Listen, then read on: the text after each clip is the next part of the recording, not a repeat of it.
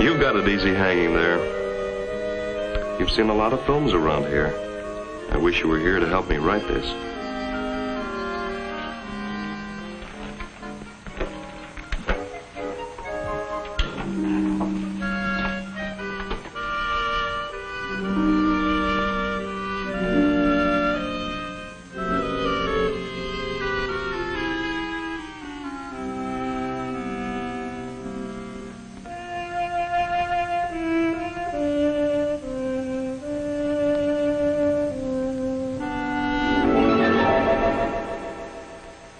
Quite so, me boy.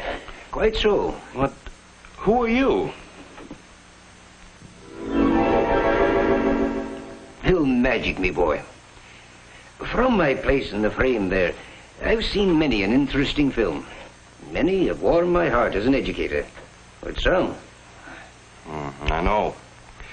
If I could only help our teachers know how to evaluate teaching films, what to look for. Well, there are always two things a teacher wants to know about any material. What does it say? And how effectively does it say it? But there's a third thing that applies to a film. Does it make a unique contribution to learning? A contribution that can be made best by the motion picture. Don't tell me. Show me. After all, a motion picture should be visual. That's right. Well, here are some of the things that go into the making of a film. First of all, a teaching film needs thorough research. It must be carefully planned for its purpose, not factory-made. It can be written in a day or two, out of a single chapter in a textbook. It calls for a careful study of school curricula throughout the country. The film must be correlated with textbook handling of the material. The research must include a survey of advanced knowledge on the subject and a study of the most modern professional techniques for teaching it. The program as a whole should be reviewed by distinguished consultants, men who make educational theory as well as practice it. In addition, each subject has to get individual attention from a staff of experts who have to function not only as educators but as businessmen, since every film costs thousands of dollars to make. The film's producer ought to be chosen as much for his educational background as for his filmmaking ability. In order to give professional continuity to the film, he should be responsible for it from its earliest planning stages to its completion. He should work closely with an educational collaborator, a man outstanding in the subject area of the film. Now, these two men are ultimately responsible for the educational and pictorial quality of the film. All right. We've explained the structure of a muscle and of the individual muscle fiber. Now, how can we best show what's inside the cell? Well, I don't know. We've been doing some wonderful things lately. Let me show you. I've got a new one. Right here it is. The subject material must be accurate, but the film must also be carefully planned for the right grade level. Well, we want to find a simple way to get these ideas across to primary grade children. We've been giving that a great deal of thought here on the Council on Foods and Nutrition. And I find in my own work that by using my fingers to count off the different food groups appeals to children, and they can remember it. That's how the producer-collaborator team works. The final script should be based on one criterion: to provide whatever is needed to make the film an effective teaching tool. It must not be tailored to fit routine production systems or limited budgets. The producer who has done the basic research and has written the script directs the film and follows it through to completion. Working closely with him is the cameraman and other members of the technical staff, who must be able to translate the script into visual forms.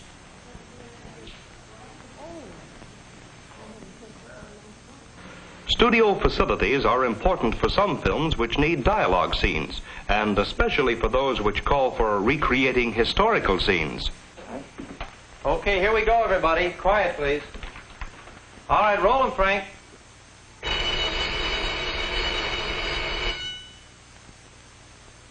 Speed.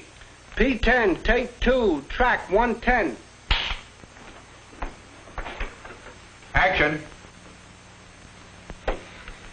Gentlemen, this tax is a piece of expediency. Mr. Jefferson, this country must have taxes to endure. This is our only way. But this is a discriminatory measure against a particular body. This is the first step to tyranny. Gentlemen. Mr. Jefferson, too strict an interpretation of my constitutional authority does not enable me to make this government work. This government must have funds to operate. Can't you agree on the necessity of a whiskey tax to raise revenue? Mr. President, we cannot deprive these people of their livelihood to strengthen the central government. I regret that I must agree with Colonel Hamilton.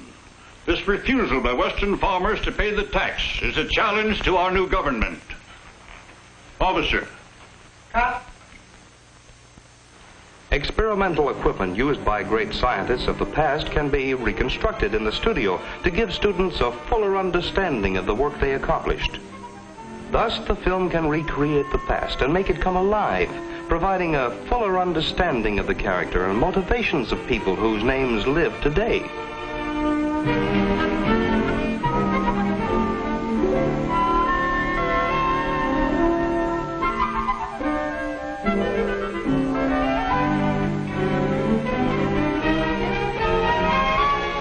How better can students learn to remember Archimedes' principle than by seeing him actually making his discovery?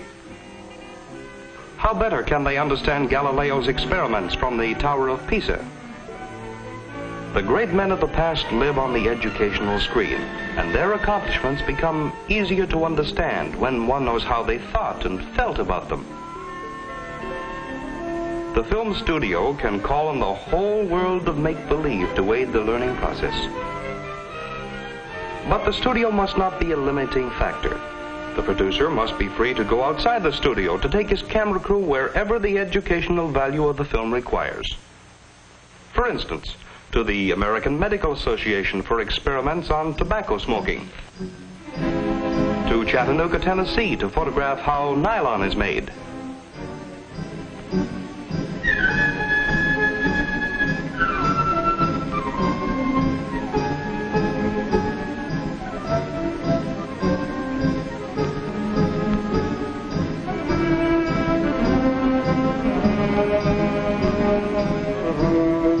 Gary, Indiana to show a giant steel mill in action.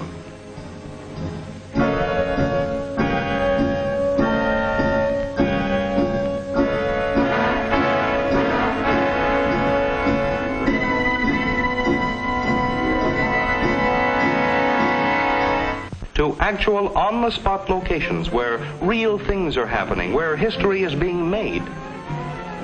Education is concerned with more than our own continent, and the producer of classroom films must be able to send cameramen to all parts of the world, not to make travelogues, but to photograph films to a script, based on careful research into geographic, economic, and social factors, films which show cause and effect, the impact of geography on human life.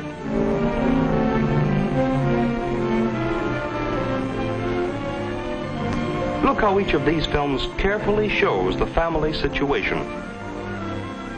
The cameraman must carry lighting equipment and do some careful casting and direction.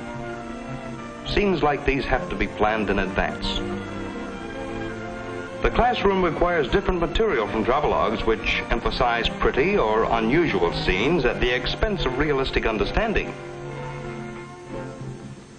Films in the natural sciences, too, must be more than casual pictures of animals. A script based on research must be prepared beforehand. It's the educational filmmaker's responsibility to get the scenes that are vital for student understanding.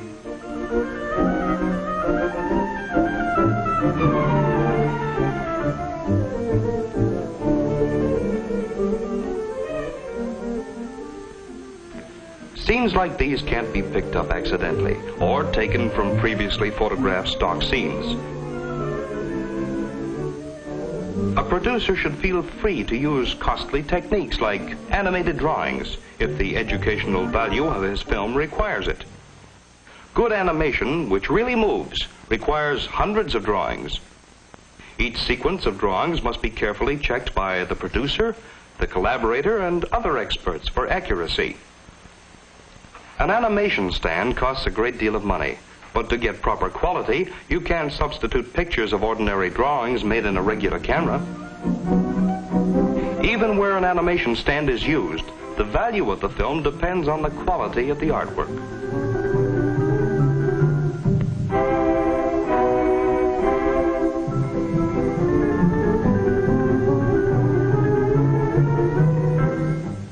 I'm beginning to see what you're driving at me, boy. Well, there's so many ways in which the film medium can enrich the classroom. Of course, they're often time-consuming and difficult to do, but properly used, they make a unique contribution to learning. How else can an entire classroom watch the human larynx vibrate while a person is actually singing?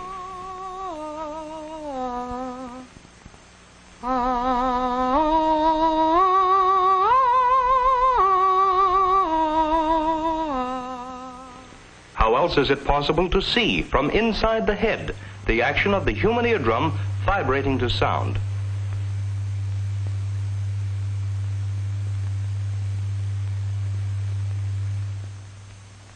Telescopic pictures can bring astronomy to the classroom.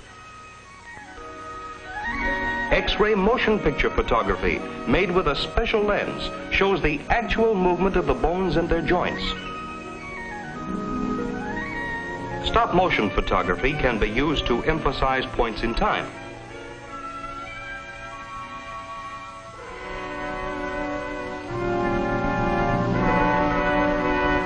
Where movements are too fast for the ordinary eye, the motion picture can slow them down. And time-lapse photography speeds up movements which are too slow to be seen by the unaided eye. Time-lapse, is it? I've seen it before. I've wondered how it's done. Well, it's very interesting. The time-lapse photographer has an arrangement by which he takes the pictures one at a time instead of continuously as with an ordinary motion picture camera. It takes great skill and highly specialized automatic equipment.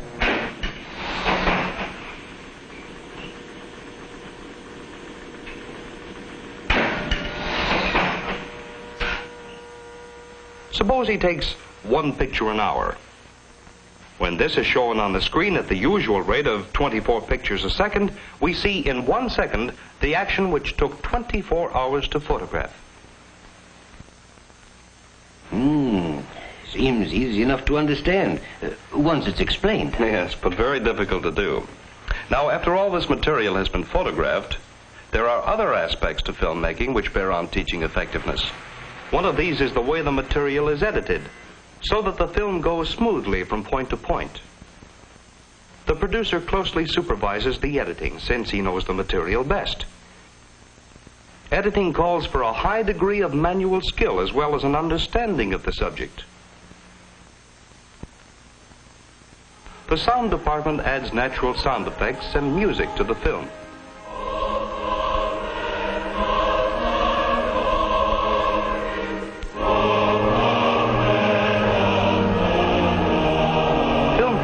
Is an extremely complex process, and it calls for precision equipment and skilled technicians.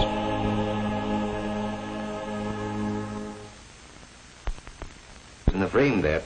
I've seen a number of films in color. Very pretty.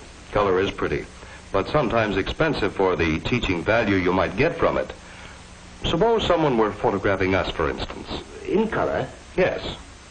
You can see in this kind of a situation, color wouldn't contribute much to a classroom learning experience. It's different, of course, where color is an important part of the subject. Take these films of the Four Seasons as an example. They illustrate better than anything else could the changing mantle that nature wears in different times of the year.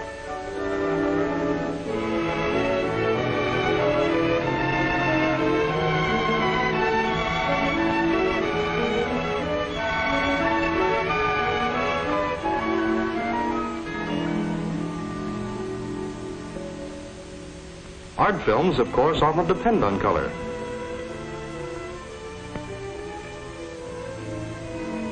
Color increases the teaching value of some films on natural science, as these scenes of life along a waterway show.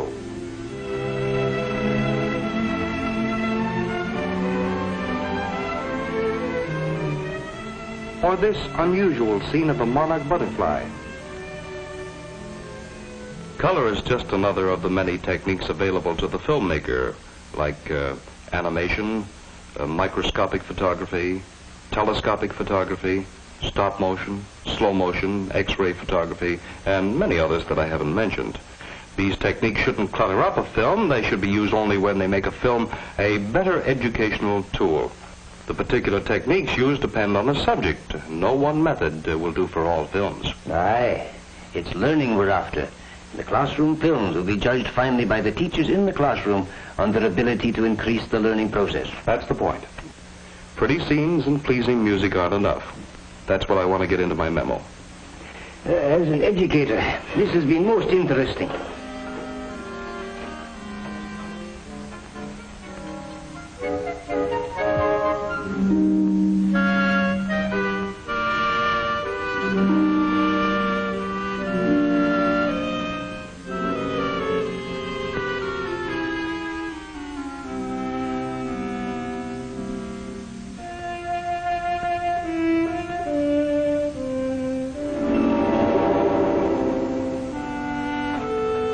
How does this sound, Dr. McGuffey? Dr. McGuffey?